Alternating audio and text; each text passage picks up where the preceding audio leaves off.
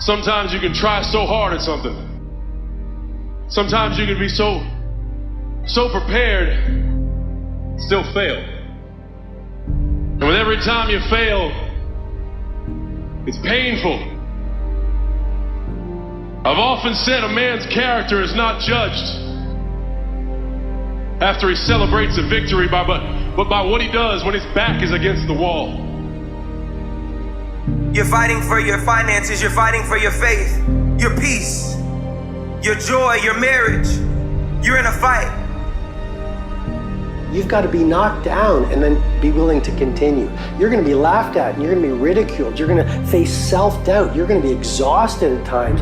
You're going to face all sorts of challenges if you want to get to your Mount Everest.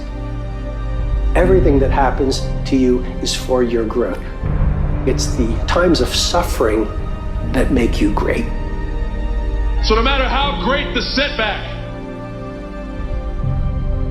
how severe the failure, you never give up. Your conditions are not always in your control.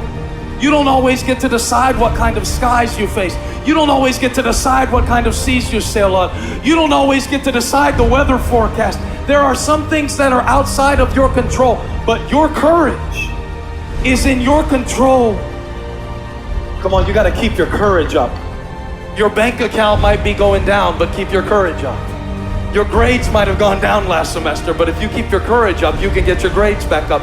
Even if everything else goes down, keep up your courage.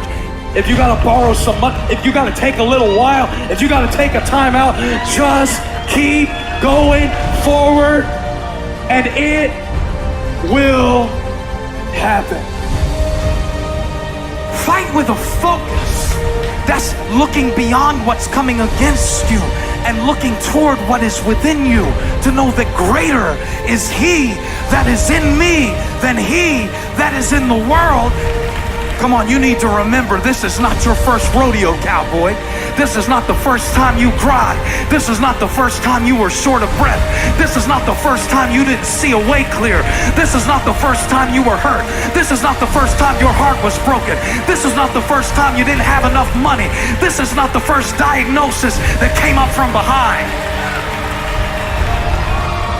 You never give up. You pick yourself up, you brush yourself off, you push forward, you move on, you adapt, you overcome. That is what I believe.